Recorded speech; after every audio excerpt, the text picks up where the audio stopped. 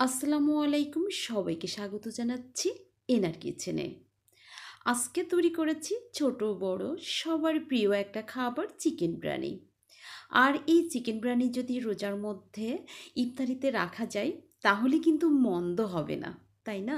তো যাই হোক, এই সমস্ত কথা ভেবেই আজকে আপনাদের জন্য তৈরি করেছি চিকেন বিরিয়ানি।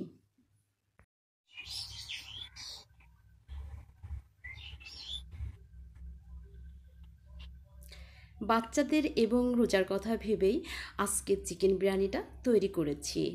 তাহলে চলুন শেয়ার করছি আপনাদের সাথে।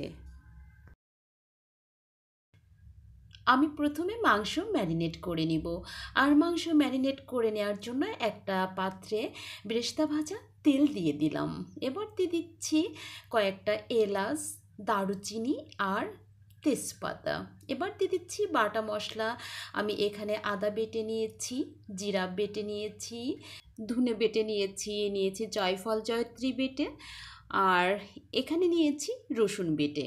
রসুনটা একটু বেশি হয়েছে, আমি হাফ চামচ মতো রেখে দিলাম। এবার সম্পূর্ণ বাটা মশলাটুকু দিয়ে দিচ্ছি।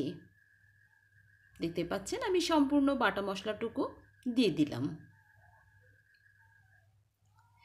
এবার যে বেরেস্তা তৈরি করে রেখেছিলাম সেখান থেকে একটু ব্যবহার করছি, আর বাকিটা রেখে দিলাম পরে ব্যবহারের জন্য। আজকে আমি টক দই ব্যবহার করিনি, যে কারণে লেবু দিয়ে দিচ্ছি। আসলে আমার বাসায় আজকে টক দই নেই, তাই লেবুটাই ব্যবহার করতে হচ্ছে। তো দেখতে পাচ্ছেন আমি লেবু দিয়ে দিলাম। এবার দিয়ে দিচ্ছি 2 চা চামচ, সরি আমি ভুলে যাচ্ছি, আজকে 2 চা চামচ মরিচের গুঁড়া, আর দিয়ে দিচ্ছি পরিমাণ মতো লবণ। এবার দিয়ে দিচ্ছি 1 টেবিল চামচ ঘি। এবার যেটা করতে হবে, মশলাগুলো খুব ভালো করে মেখে নিব। তো এই যে দেখতে পাচ্ছেন আমি মশলাগুলো খুব ভালো করে মেখে নিয়েছি। এবার দিয়ে দিচ্ছি চিকেন।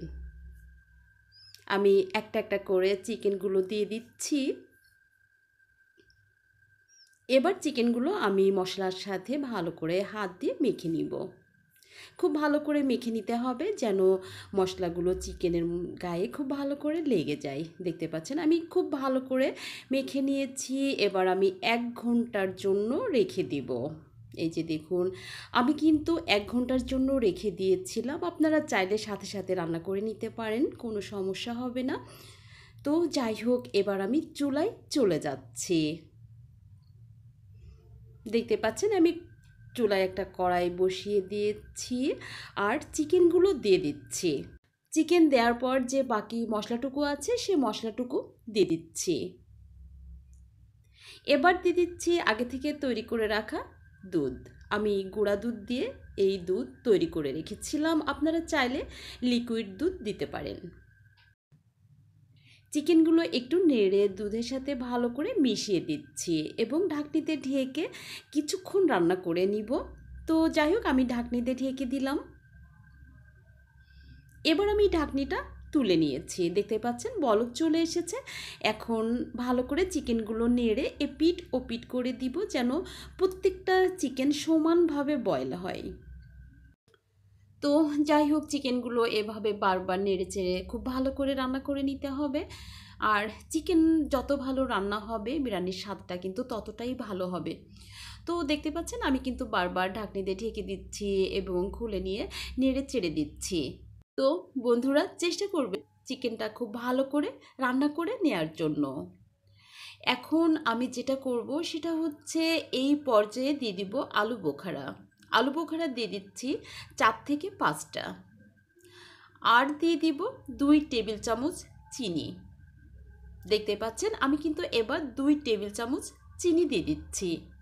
চিনি অবশ্যই দিবেন, কারণ আমি মনে করি বিরিয়ানিতে যদি একটু মিষ্টি ভাব আসে তাহলে সেই বিরিয়ানিটা খেতে খুবই টেস্টি মনে হয়।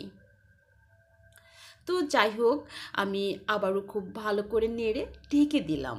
আরও কিছুক্ষণ রান্না করে নিব। আবারও ঢাকনিটা খুলে নিলাম, আর দেখতেই পাচ্ছেন অনেকটাই রান্না হয়ে এসেছে। এবার দিয়ে দিচ্ছি কাজু, কিশমিশ আর কাঠবাদাম বাটা 2 টেবিল চামচ। আর দিয়ে দিচ্ছি 1 টেবিল চামচ ঘি। এগুলো এখন ভালো করে নেড়ে চিকেনের সাথে মিশিয়ে দিব। মিশিয়ে দেওয়ার পরে আমি কিছুক্ষণ ঢেকে আরেকটু রান্না করে নিব। দেখতেই পাচ্ছেন তেলটা কিন্তু উঠে এসেছে। আবারও ভালো করে নেড়ে দিচ্ছি, নিচ থেকে যেন পুড়ে না যায়। তো যাই হোক, রান্নাটা হয়ে গিয়েছে। এখন আমি ঢেকে কিছুক্ষণের জন্য রেখে দিব। অবশ্যই ঢেকে রেখে দিবেন রান্না হওয়ার পর। আর এই যে একটা সিক্রেট, আমি সবসময় চিকেন বিরিয়ানি রান্না করি এভাবে। চিকেন রান্নার পরে এভাবে একটু ফ্রাই করে নিই। কি হয় জানেন, চিকেনের টেস্টটা আরও বেড়ে যায়। এবার আমি চুলায় দিয়ে দিয়েছি একটা পাতিল, আর দিয়ে দিচ্ছি পরিমাণ মতো ঘি। এবার দিয়ে দিচ্ছি এলাচ, দারুচিনি আর তেজপাতা। দিয়ে দিচ্ছি আগে থেকে ধুয়ে রাখা চাউল। আমি চাউলগুলো আগে থেকে ধুয়ে খুব ভালো করে পানি ঝরিয়ে রেখেছিলাম। চাউলগুলো আমি এখন ভালো করে ভেজে নিচ্ছি।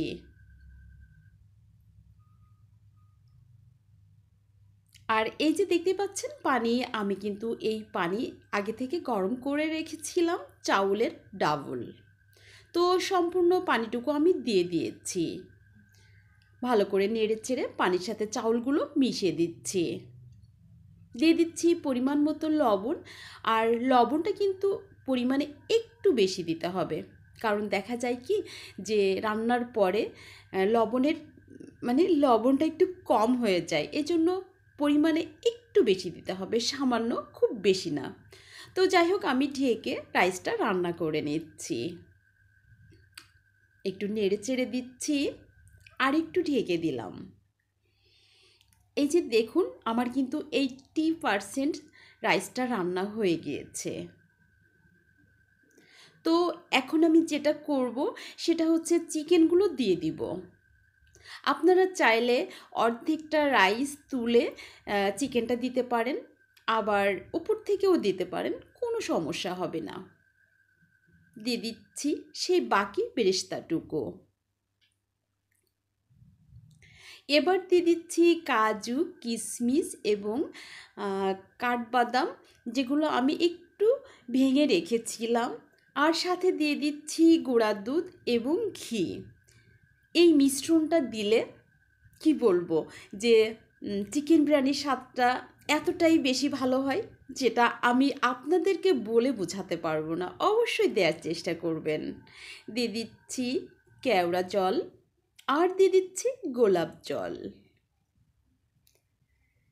তো যাই হোক, আমার সব কিছু দেওয়া শেষ। না, সরি, কাঁচামরিচ দিয়ে দিলাম। এবার আমি রাইসগুলো ভালো করে চিকেনের সাথে একটু মিশিয়ে দিব। আর এটা কিন্তু খুব আলতো হাতে করতে হবে। দেখতে পাচ্ছেন আমি কিন্তু রাইসগুলো চিকেনের সাথে মিশিয়ে দিয়েছি, আর উপর থেকে একটু বেরেস্তা ছড়িয়ে দিচ্ছি। এবার আমি ঢেকে দিব এবং 20 মিনিটের জন্য দমে রেখে দিব। বন্ধুরা, দেখতে পাচ্ছেন আমার চিকেন বিরিয়ানিটা কিন্তু সম্পূর্ণ রেডি। এই যে দেখুন, আমি একটু আপনাদেরকে দেখিয়ে দিচ্ছি বিরিয়ানিটা কেমন হলো। অনেকটাই ঝরঝরে হয়েছে। তো যাই হোক, মজাদার চিকেন বিরিয়ানিটা আমি কিভাবে রান্না করলাম দেখে নিলেন। আর একদিন হলেও বাসায় ট্রাই করবেন, বিশেষ করে রোজার মধ্যে ইফতারিতে একদিন হলেও এই বিরিয়ানিটা রাখবেন। তাহলে বন্ধুরা, আজকের মতো বিদায় নিচ্ছি। আমি নিম্নি, খোদা হাফেজ।